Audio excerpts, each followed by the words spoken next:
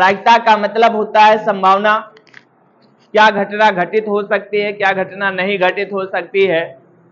सबसे पहले इसके फार्मूले के पर विचार करें हम।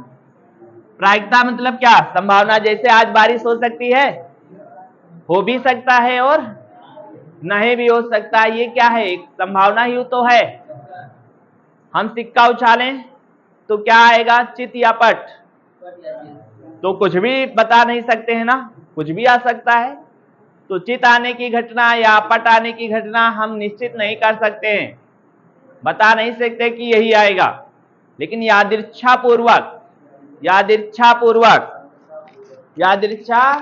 पूर्वक उछाला जाए। यादृच्छा मतलब समझते हैं, यादृच्छा मतलब स्वतंत्रता पूर्वक उसको रोकने टोकने वाला कोई ना हो, ऐसे फेंका जाए और आराम से नीचे गिर जाए ना।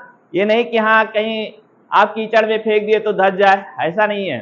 ठीक है, तो आपको क्या करना है, उसको फेंकना है, वो गिरना चाहिए स्वतंत्रता पूर्वक। ठीक है, अब इसकी फार्मूला भी हमने लिखवाया। प्रायिकता का क्या होता है, प्रायिकता को हम यदि लिखना चाहें तो पी से लिख दें।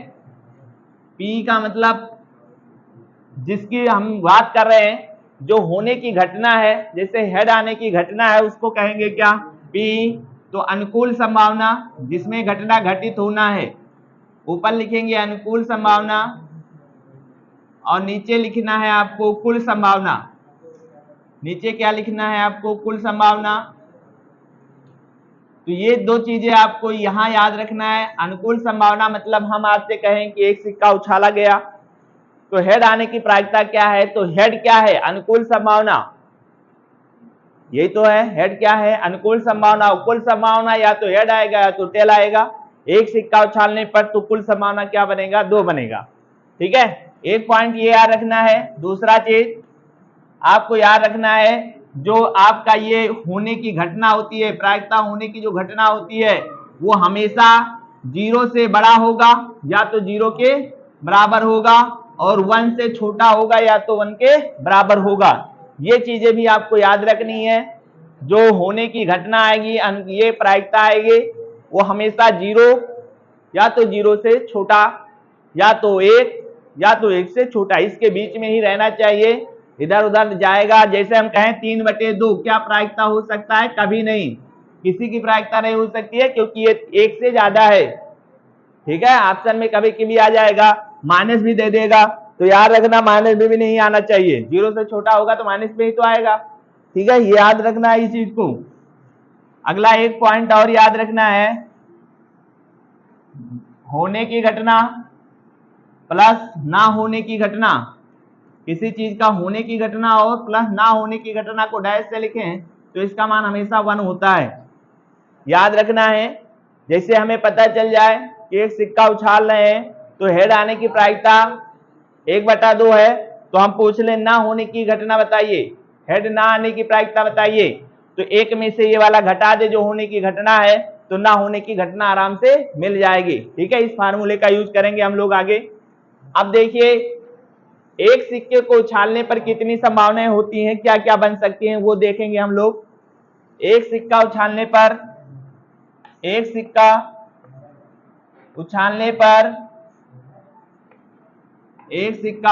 पर कुल संभावना बात करें, एक सिक्का उछालने पर कुल संभावना की बात करें तो या तो हेड आएगा या तो टेल, मतलब 2 आएगा, या तो हेड आएगा या तो टेल आएगा, ये याद रखना है। या तो हेड है या तो टेल। हेड को क्या बोलते हैं, चित बोलते हैं हिंदी में, और टेल को क्या बोलते हैं, पट, या कभी कभी पुच्छ भी बोल देते हैं। एक सिक्का उछालने पर यह संभावना याद रखना है, क्योंकि इसके बिना आप सवाल नहीं लगा पाएंगे। मान लो 2 सिक्का हो जाए, 2 सिक्का उछालने पर कुल संभावना, तो याद रखना है आपको, बस कुछ नहीं करना, जितना सिक्का होगा, एक सिक्के की संभावना क्या होती है, 2, तो 2 सिक्के की 2 × 2 मतलब कितना हो जाएगा, 4। ठीक है, कुछ नहीं करना है। चार कौन कौन से आएंगे, या तो पहले दोनों पर हेड हेड आ जाएगा, भाई दो सिक्का उछालें, या दोनों सिक्के पर हो सकता है हेड हेड आ जाए, या दोनों सिक्के पर टेल टेल आ जाए, ऐसा भी हो सकता है। एक सिक्का दोनों सिक्का उछालेंगे साथ में तो हो सकता है दोनों टेल टेल आ जाए, या हो सकता है पहले पर हेड आ जाए और दूसरे पर क्या आ जाए, टेल, या पहले पर टेल आ जाए दूसरे पर हेड आ सकता है, नहीं आ सकता है, पहले पर टेल दूसरे पर। तो ये चार संभावना बनेंगी कब, जब दो सिक्का उछालेंगे तब। ठीक है, याद रहेगा, ये चीजें याद रखनी है आपको, क्योंकि ये चीजें याद रखोगे तभी आप सवालों को हल कर पाओगे, आसान भी होगा आपके लिए। ठीक है, तो इसको आप लोग क्या करें, नोट करें तुरंत।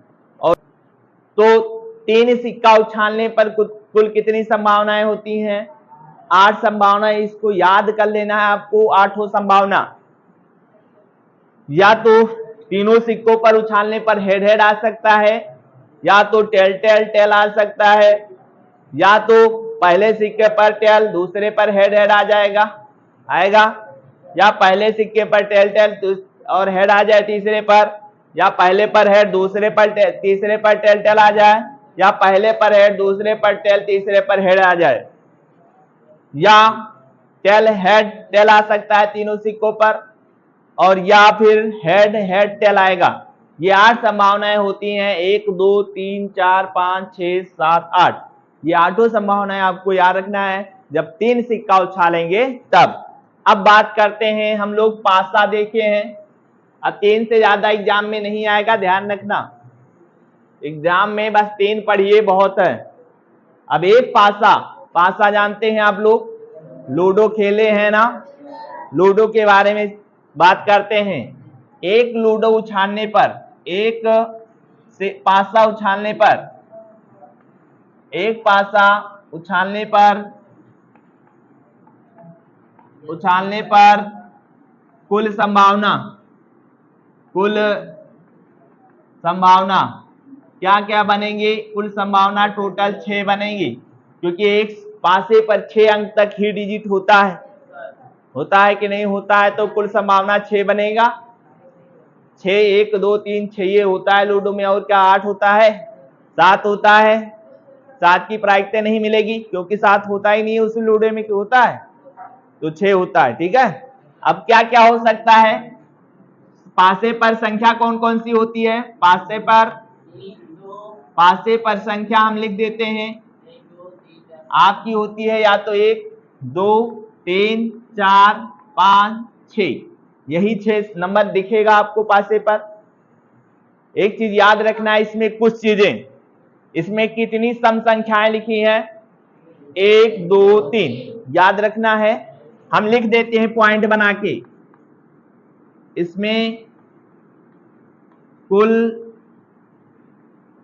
सम संख्या, कभी कभी पूछ लेगा पासे को उछालने पर सम संख्या की प्रायिकता बताइए, तो सम संख्या कौन कौन सी हैं, 2 4 6, मतलब अनुकूल संभावना बात करें कितना होगा, 3, अनुकूल संभावना क्या बनेगा यहाँ पर, 3 अनुकूल संभावना। ठीक है, कुल सम संख्या ये होती है, कुल विषम संख्या कौन कौन सी होती है, इसमें कुल विषम संख्या बताएंगे, विषम संख्या क्या होगा, 1 3 5, मतलब ये भी 3 होगा, ये भी 3 होगा, इसको भी याद रखना है आपको। इसके बाद आपको क्या याद रखना है, इसमें कुल भाज्य संख्या, भाज्य जानते हैं, भाज्य संख्या कितना है बताएंगे, कौन कौन सी संख्या भाज्य है, इसमें केवल 4 है और 6 है।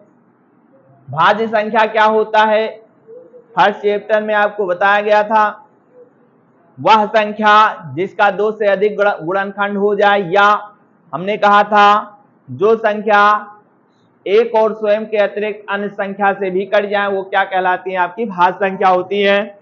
तो 4 और 6, मतलब यहाँ पर भाज्य संख्या की जो अनुकूल संभावना है वो क्या बनेगा, केवल 2, केवल 2 संख्या मिला तो 2 अनुकूल संभावना होगा।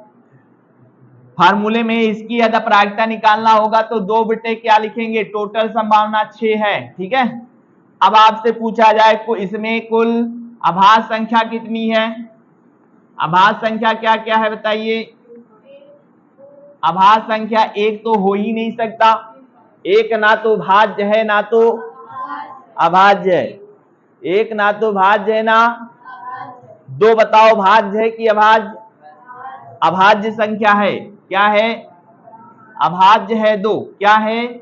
अभाज्य संख्या क्या होता है? जो एक और स्वयं से कटे, दूसरी संख्या से ना कटे। तो दो एक ऐसी संख्या है जो एक से कटेगा, स्वयं से कटेगा और किसी से नहीं कटेगा। तो दो क्या है? एक अभाज्य संख्या। और सम संख्या भी है, ध्यान रखना, दो के बाद तीन भी होगा और एक पांच होगा। इतनी चीजें याद रखना है क्योंकि यहां से क्वेश्चन बनता है। कभी कभी क्वेश्चन बनेगा कि उन संख्याओं की प्रायिकता बताओ जो तीन से बड़ी हैं। तो तीन से कितनी संख्याएं बड़ी हैं? एक दो तीन बड़ी हैं कि नहीं बड़ी हैं? तो इसकी प्रायिकता क्या होगी? 3/, टोटल क्या? 6। कुल अब कितना संभावना है? 6। 3/6 मतलब 1/2 संभावना, ये प्रायिकता आ जाएगी। ठीक है, याद रहेगा। एक पासा को उछालने पर 6 संभावना बनेगी, ध्यान रखना है। ये चीजें लिख लिए होंगे आप लोग। अगला है जब 2 पासा उछाला जाए। कितना पासा? 2 पासा उछालने पर कुल संभावना। तो चलिए 2 पासा उछालते हैं और वहां बताते हैं कैसे आप लोग लिखेंगे। 2 पासा उछालने पर 6 गुणे 6 हो जाएगा, मतलब ये आ जाएगा टोटल 36। 36 संभावना बनेगा और 36 संभावना हम बना के आपको दिखाते हैं। इस प्रकार से आपको करना है, ऐसे लाइन खींच ड्रा कर लेनी है। देखिए 2 पासा उछालेंगे तो हो सकता है पहले पर एक आए, पहले पर भी एक आए। भाई पहले पर एक, दूसरे पर भी एक आ सकता है कि नहीं आ सकता है? हो सकता है। अगला 1,2 भी हो सकता है, 1,3 भी हो सकता है, 1,4 भी हो सकता है और 1,5, 1, ये संभावना होगा पहली बार में उछालने पर। फिर हो सकता है पहले पर 2 आ जाए, दूसरे पर 1 आ जाए। 2,2 हो सकता है, 2,3 हो सकता है, 2, कितना आसान है लिखना, बहुत आसान है। 2,5 कुल संभावना हम लिख देते हैं 2,6, है कि नहीं? 1, 1, 1, 2, 2, 2, अब 3, 3 चलेगा, 3,1, 3,2, 3,3, 3,4, 3,5 और 3,6, ये आ जाएगा आपका। और उसके बाद हो सकता है पहले पर 4 आए, दूसरे पर 1 आ जाए, ऐसा भी हो सकता है। 4,2 आ जाए, 4,3 आ जाए, 4,4 आ जाए, 4,5 आ जाए और 4,6 आ जाए, ऐसा भी हो सकता है। हो सकता है 4 के बाद 5 पहले पर आए और दूसरे पर 1 आ जाए, 5,2 आ सकता है, 5,3 आएगा और 5,4, 5,5 और 5,6, ये हो जाएगा। और एक और होगा 6,1, 6,2, 6,3, 6,4, इसको याद रखना है और आसान है याद करना। आसान है कि नहीं है? बहुत आसान है। ये देखिए 6 इधर से, 6 इधर से, टोटल 6 आ जाएगा। तो ये आप लोग क्या करें, बना लें। साड़ी इसकी काम देगी, अभी हमें काम लगेगा। अब इसके बाद बात करते हैं ताश की। आप लोग ताश देखे होंगे, कहाँ देखे हैं? गांव में खेलते हुए देखे हैं कि नहीं देखे हैं? आज ताश के बारे में हम चर्चा करते हैं। जानना चाहिए ताश के बारे में, भले ही आप ना खेलें, गलत बात है, नहीं खेलना चाहिए, बहुत बेकार आदत होती है, लत लग गई तो छोड़ता नहीं है, मत करिएगा ये काम। लेकिन जानिए आप पत्तों के बारे में, याद रखना टोटल पत्तों में 52 पत्ते होते हैं। याद रखना है, क्या क्या चीजें याद रखना है हम बता रहे हैं। कुल पत्तों की संख्या 52 होती है, दो जोकर होते हैं तो 54 भी हो जाती है। जोकर को नहीं लेना है, छोड़ना है, केवल 52 पत्ते लेना है आपको। 52 पत्ते 4 भागों में बटे होते हैं, 1 भाग, 2 भाग, 3 भाग, 4 भाग। ये 52 पत्ते 4 कैटेगरी में होते हैं। पहला आपका होता है, देखो ये 4 कैटेगरी 13-13 पत्तों में विभाजित होता है। भी बता रहे हैं क्या नाम है इनका। ये 13-13 पत्ते होते हैं, याद रखना इस चीज को। कितने कितने पत्ते? पहला होता है, मान लेते हैं ईंट का पत्ता, ईंट का पत्ता, फिर पान का पत्ता, पान का पत्ता होता है उसमें, फिर क्या होता है, हुक्म, हुक्म होता है, और एक होता है चिड़ी। क्या होता है? फूल की पत्ती जिसको बोलते हैं, चिड़ी या फूल, फूल की पत्ती भी बोलते हैं इसको हम लोग। ये चीजें याद रखनी है आपको। अब याद क्या रखना है, ये ईंट, ये पान, ये हुक्म का पत्ता है, ये चिड़ी का पत्ती हो गया, पत्ता हो गया, ठीक है। अब क्या याद रखना है, ईंट का पत्ता लाल होता है और पान का पत्ता भी लाल होता है, तो इसके रंग लिख देते हैं हम लोग। याद रखना इस चीजों को, क्योंकि यहां से क्वेश्चन बनते हैं। लाल पत्ता, ये भी लाल होता है। फिर होता है हुक्म, हुक्म होता है काला, काला कलूटा होता है ये। चेड़ी भी ऐसे होती है काला, ध्यान से समझना। ये लाल, ये भी लाल, ये काला, ये काला। अब याद रखना और क्या चीज इसमें, इन सब पत्तों में इक्का भी होता है, 4 इक्के होते हैं। कितने इक्के होते हैं? तो इक्का, एक इक्का इसमें होता है, एक इक्का इसमें भी होता है, मतलब सब में एक एक इक्का होता है। ध्यान देना है आपको भैया, शांत रहेंगे। इक्का इक्का हमने लिख दिया है। कुछ चीजें जानकारी आपके पास अभी अभाव है, उसी जानकारी को हम आप दूर कर रहे हैं। अब 4 पत्ते इक्के हो गए, इक्को से भी सवाल आ जाता है कभी कभी। फेस कार्ड होता है, चित्र वाले पत्ते होते हैं, तो ये ध्यान रखना है आपको। चित्र वाले पत्ते, सब में कितने कितने चित्र वाले पत्ते होते हैं, वो चीजें हम लिखवाने जा रहे हैं, जो कि इंपॉर्टेंट है, इस बार एग्जाम में पूछा भी गया था। चित्र वाले पत्ते, एक होता है आपका, आपने सुना होगा गुलाम, गुल्ला, गुलाम का पत्ता, बेगम का पत्ता, और एक होता है बादशाह। ये सभी चित्र वाले पत्ते होते हैं भैया। 3 इसके पास, 3 इसके पास, 3 इसके पास, 3 इसके पास, तो कितने चित्र वाले पत्ते हो गए? 12। कितने हो गए? 4 लिख देते हैं, सबके बारे में हम लिख देते हैं ताकि याद रहे। गुलाम होता है, पान का गुलाम होता है, पान का बेगम भी होता है, और पान का बादशाह भी होता है, पान का बादशाह भी होता है। लाल का गुलाम, बेगम, बादशाह हो गया। इसमें भी गुलाम होता है, हुक्म का गुलाम, गुल्ला जिसको कहते हो आप लोग, बेगी जिसको कहते हो, हुक्म का बेगम, और फिर होता है बादशाह, फिर होता है आपका बादशाह, और उसके बाद फिर गुलाम, चिड़ी का गुलाम, और उसके बाद बेगम, और उसके बाद आपका होता है बादशाह। और ये सभी पत्ते जो लिखे हैं, 12 टोटल पत्ते हैं, इनको हम चित्र वाले पत्ते के नाम से जानते हैं। इसको हम ऐसे बना देते हैं और लिख देते हैं बगल में चित्र वाले पत्ते।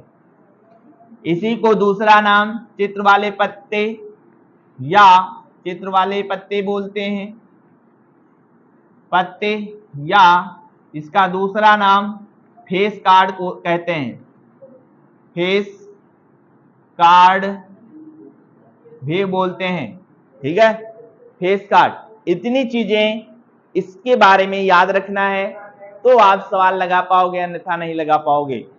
हम आपसे पूछें ईंट के जो पत्ता है उसमें से बादशाह की प्रायिकता क्या होगी? ईंट के बादशाह की प्रायिकता क्या होगी? तो एक ईंट के बादशाह होता है कि दो होता है? आपसे पूछ लें बादशाह की प्रायिकता बताइए, टोटल बादशाह की प्रायिकता क्या होगी? तो टोटल कितने बादशाह हैं? तो 4। और कुल कितनी संभावना होती है? 52। मतलब ताश के पत्ते की कुल संभावना जो होती है वो 52 होती है। तो 4/52 कर देंगे, आपका आ जाएगा 1/13 आंसर। ठीक है, इस प्रकार सवाल लगाएंगे। तो चलते हैं हम लोग कहां? सवालों पर। ये इतना आपको याद होना चाहिए। जब अभी हम पूछे